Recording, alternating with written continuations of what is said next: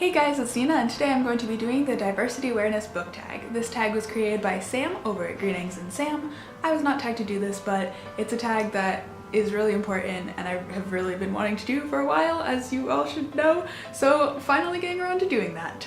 Yay.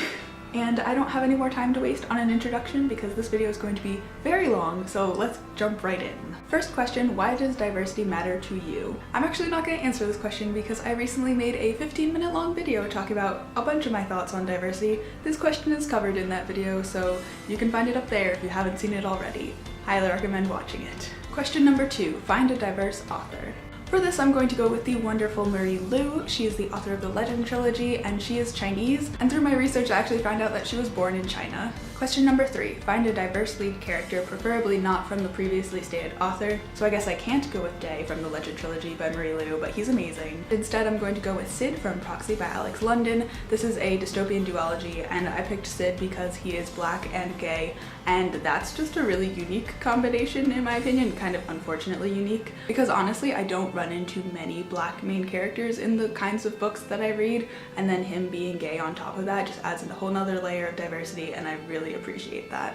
Question number 4, find a book with a full cast of diverse characters. So the book that I have to go with for this is going to be Six of Crows by Leigh Bardugo, because this book is so diverse. It's probably the single most diverse book I have ever read because it's diverse in literally every way that you can be diverse. Because out of those 6 main characters that we follow in this book, we have diversity of ethnicity, where multiple people on the main cast are people of color. There's diversity of sexuality, which I can't go into because of spoilers, but it's there and I love it. Then we also have diversity of body types, because Nina Zenik is described as being heavier set, and it's so amazing to see a badass character who is bigger and isn't afraid of that, and it's just, I love Nina so much because her name's Nina, but also I love her for other reasons. And then there's also debatably diversity of religion in this book, because although it's a fantasy novel and of course the main characters aren't like Christian or Islamic or whatever, there are some who worship saints and some who don't, and they actually have conversations about that. There's representation of disabilities, both mentally and physically, because Kaz Brecker has a bad leg, he walks with a cane, but then he also has PTSD, and then there's also other characters that I can't say because of spoilers who have other mental disabilities, and it's just the representation so on point. Number 5, find a character who is not a stereotype. For this, I'm going to go with Annabeth Chase from the Percy Jackson series because she, like all demigods, has ADHD and dyslexia, and that is something that I think most people forget about, because Annabeth is a child of Athena, so she is very smart, like book smart, street smart, any way that you can be smart, it's Annabeth. And she's always described in the books as reading these like giant architecture books, and Percy's always like, what are you doing? How are you doing that? Like, why are you so smart? And it's just really great to see a character who has multiple learning disabilities be that book smart, because I think that's a side of this dyslexia spectrum that gets very rarely represented. So that's just really awesome to see. Question number 6, find a character with whom you can identify. This was a pretty tough one, guys, but I'm going to go with Cinder from the Lunar Chronicles because she physically looks like me, but then I also just feel her on an emotional level because ayo, girls who do science. Number 7, find a relationship with different diversities. Amazingly, there are so many that I could go with for this, but I decided to go with basically all the couples from the Heroes of Olympus because there's so many. Like, we have Percy and Annabeth who are both white, but then we have Frank and Hazel, where Frank is Chinese American and Hazel is black. Then we have Jason and Piper, where Jason is white and Piper is Native American. Then we have Leo and his other person, who I'm not gonna say who he ends up with because of spoilers, but Leo is Latino and his partner is not.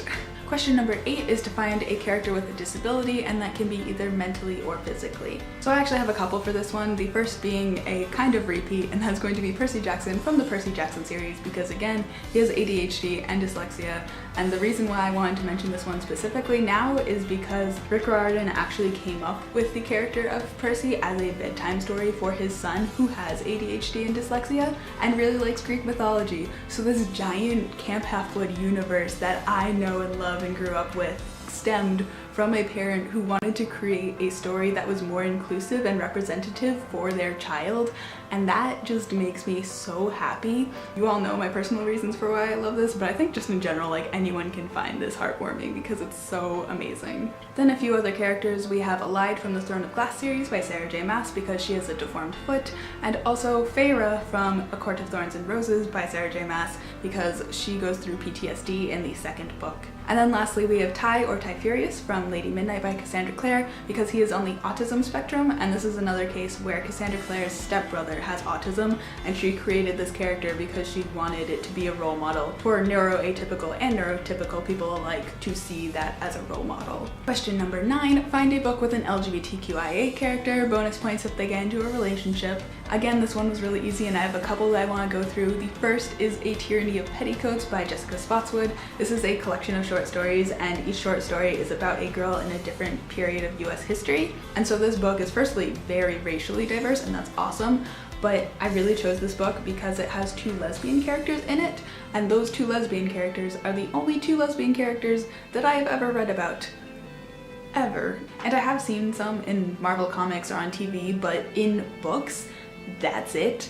And these are short stories, so that's kind of very sad. So that's something to note, and if you're looking for a book with lesbian characters or just a really racially diverse book, I totally recommend A Tyranny of Petticoats. The next book that I need to mention is less of a book but actually an author, and that is going to be Cassandra Clare because every single Shadowhunter book that she has put out contains at least one bi or gay character. Whether or not that character is out yet is another story, but every single book that takes place in the Shadowhunter universe has at least a gay or bi character in it. They're all boys, by the way, but that is just amazing and really great to see. And then lastly, I want to mention The Trials of Apollo by Rick Riordan because this book centers around Apollo, and Apollo is actually bi, and that was really great to see a bi main character because that is very rare. And lastly is question number 10, which is a reflection. How hard was this for you? To be honest, this was not that hard. If anything, the hardest part about this video was narrowing it down. Like, it took me so many takes to film this video because I just kept rambling and listing books, and just cutting this down was so hard. However, that being said, when I looked closer at where I was finding the diversity within my books, there were some problems. For example, the authors category, Marie Lu is literally the only diverse author I could find. Like, going through my Goodreads, it was Marie Lu and one author that I had to read their book for school, so I didn't count that one. But like, that is just incredibly sad that over my entire time over BookTube and just in general, I have never read a novel by a person of color besides Marie Lu. Like, that just scares me so much. And you guys may be wondering why that's a problem, because at the end of the day, doesn't it only matter what the characters look like? Like, why does it matter who the author is? And that kind of leads into my second problem, because I really didn't have a lot of racial diversity, especially in lead characters. Like, if you were to go back, a lot of these characters, if they were a main character, they were diverse because of some disability or because they were queer, not because of their race, and that's disappointing to see. And that relates to authors because really authors write what they know. They write what they're surrounded with. That isn't to say that white authors can't write diverse characters. I'm not saying that at all, but I'm saying it's a lot less likely. And to illustrate this a little further, I'm gonna give all of you guys a challenge. So down below in the comments, I want every single one of you to give me a dystopian series that centers around a girl who is not white.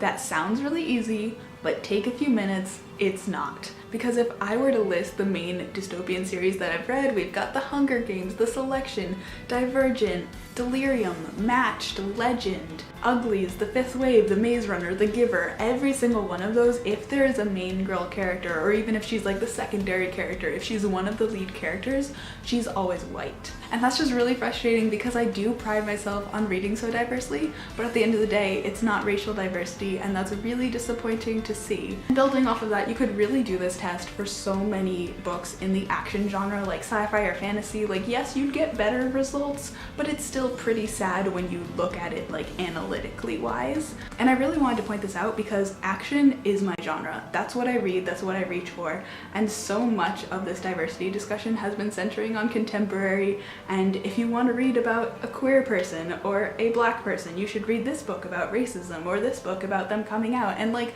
I'm not that interested in those stories. I'm interested in a black girl kicking demon ass or taking down a corrupt dystopian society. Like, those are the stories that I'm interested in, and it just really concerns me that I can't find diversity within the genres that I already want to read. And if you look back at this video, every single book that I mentioned could be classified as an action book. I didn't include any contemporary because I did want to illustrate that point of where this diversity is coming from. And so I'm glad I did this tag because now I know what I need to work on, and I would love recommendations from you guys. So let me know down below all your thoughts on all this in general, but also if you have any recommendations for action books that have diverse lead characters, racially diverse lead characters, please let me know because I will definitely be checking those out. And that is it for this video. I'm not gonna tag anyone, but if you want to do this tag, I highly recommend doing it. And that is it. Give this video a thumbs up if you liked it and subscribe, and I will see you guys later with another video. Bye! And the reason why Annabeth sticks out so much to me is because she's a child of a... I'm sorry, I live in a city. Oh my god.